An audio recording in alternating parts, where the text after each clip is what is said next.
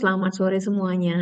Jadi kali ini kita bertemu lagi dalam diskusi dan berbagi tentang tema kita kali ini. Jadi saya ucapkan salam terlebih dahulu untuk semua.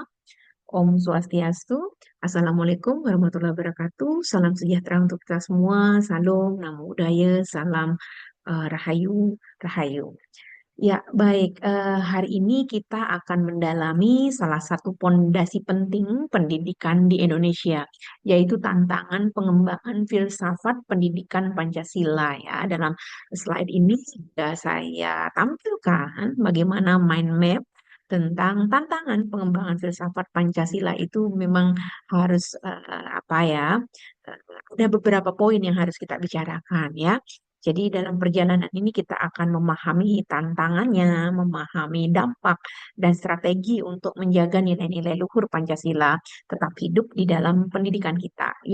Baik, mari kita mulai satu persatu ya.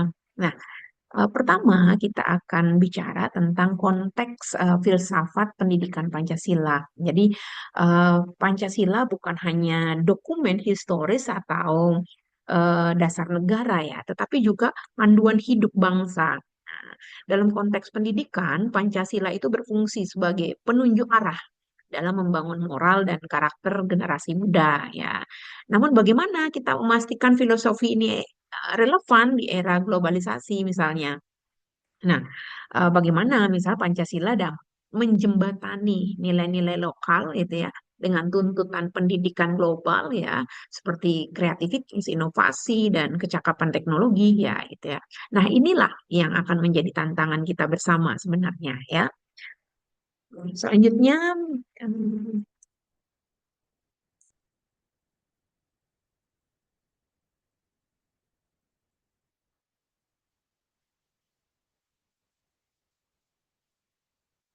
oke.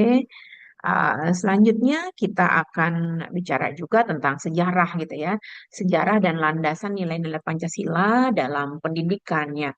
Jadi sejak kelahirannya kita tahu Pancasila itu telah dirancang untuk menjadi pijakan moral bangsa. Eh, Dalam pendidikan nilai-nilainya menjadi pedoman untuk membentuk karakter siswanya. Misalnya sila pertama tentang ketuhanan dapat diterapkan dalam mendorong siswa untuk menghargai keberagaman agama di sekolah. Namun ada masalah seperti kurikulum yang sering berubah gitu ya, dari kurikulum 2013 hingga sekarang kurikulum Merdeka Belajar gitu ya, yang membuat penerapan nilai-nilai Pancasila menjadi seringkali tidak konsisten gitu ya. Contoh misal penerapannya di sebuah sekolah multikultural ya, guru bisa membuat program hari kebersamaan misalnya, di mana siswa dari latar belakang agama dan budaya berbeda berbagi cerita tentang tradisi mereka. Nah, ini kan menumbuhkan penghormatan dan rasa kemanusiaan tentunya. Kemudian eh, tantangan, kita akan bicara tentang tantangan.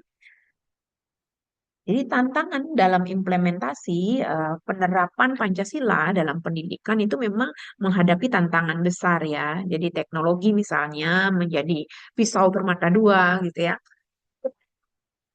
Jadi di satu sisi teknologi mendukung pembelajaran yang inovatif, nah, tetapi di sisi lain ia mempermudah penyebaran informasi yang tidak sesuai dengan nilai Pancasila ya, seperti hoak, intoleransi, seperti itu. Nah, tantangan lainnya adalah kurangnya pelatihan guru yang spesifik gitu ya tentang bagaimana sih mengintegrasikan nilai-nilai Pancasila dalam pembelajaran lintas disiplin. Nah, contoh penerapannya guru bisa misalnya memanfaatkan media digital seperti video atau animasi gitu ya yang menampilkan cerita tentang perjuangan nilai persatuan di saat era kemerdekaan. Nah, selain itu aplikasi seperti Kahoot gitu ya bisa digunakan gitu ya untuk membuat kuis interaktif tentang nilai-nilai Pancasila. Nah, kemudian dampak terhadap pendidikan ya. Dampak terhadap pendidikan yang ketika nilai-nilai Pancasila tidak diimplementasikan dengan baik gitu ya. Jadi dampaknya dapat merusak kualitas pendidikan dan karakter generasi muda. Nah, misalnya munculnya sikap individualisme yang berlebihan atau melemahnya toleransi antar kelompok. Nah, sebaliknya, jika Pancasila diterapkan secara konsisten, kita bisa menciptakan generasi yang tentunya berkarakter kuat, gitu ya, yang mampu menjaga stabilitas nasional. Nah, contoh penerapan program seperti misalnya sekolah ramah anak gitu ya dapat digunakan untuk mengajarkan nilai-nilai Pancasila. Nah, di program ini siswa biasanya diajarkan untuk menghormati hak asasi manusia gitu ya, menyelesaikan konflik secara damai dan menjaga persatuan di lingkungan sekolah. Selanjutnya, hmm, harapan masa depan ya. Jadi harapan kita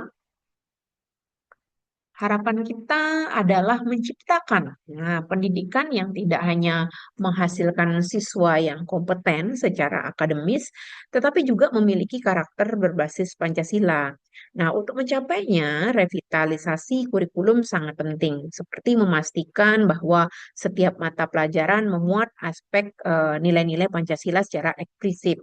Nah, selain itu, pelibatan komunitas dan orang tua menjadi kunci penting agar pendidikan berbasis Pancasila dapat berakar kuat gitu ya.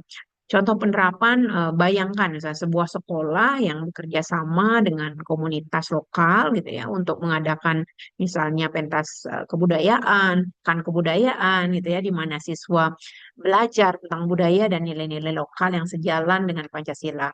Nah, hal ini tidak hanya menguatkan rasa persatuan, tetapi juga menumbuhkan kebanggaan terhadap identitas nasional. Nah, kita lanjut ke strategi pengembangan. Jadi untuk menghadapi tantangan ini, gitu, ya, kita tentu membutuhkan strategi pengembangan yang konkret, gitu ya. Eh, Pertama, misalnya kurikulum harus dirancang ulang agar lebih relevan dengan kebutuhan zaman gitu ya. Kedua, guru mungkin perlu dilatih secara mendalam untuk menanamkan nilai-nilai Pancasila dalam setiap kegiatan pembelajaran. Nah, ketiga, melibatkan komunitas dalam pendidikan. Misalnya melalui program kolaborasi sekolah dengan tokoh masyarakat atau organisasi lokal. Gitu ya. Contoh penerapannya misalnya di daerah terpencil gitu ya, pemerintah misalnya bekerja sama dengan komunitas lokal atau organisasi lokal gitu ya, untuk menyediakan pelatihan guru tentang pengajaran berbasis Pancasila. Nah, hasilnya siswa di sekolah tidak hanya menjadi lebih cerdas, tetapi juga lebih peduli terhadap lingkungan dan sesamanya tentunya. Nah, sebagai penutup, pendidikan berbasis Pancasila itu adalah kunci ya. Saya kembalikan ke slide depan dulu. Jadi, pendidikan berbasis Pancasila adalah kunci membangun bangsa yang berkarakter dan kuat. Dengan kerjasama dari semua pihak, pemerintah, guru, siswa, dan masyarakat, kita bisa menjaga relevansi nilai-nilai Pancasila dalam pendidikan modern. Mari kita bersama-sama menghidupkan kembali semangat Pancasila di dalam dan di luar kelas. Baiklah, selamat sore. Sampai jumpa di video berikutnya. Terima kasih.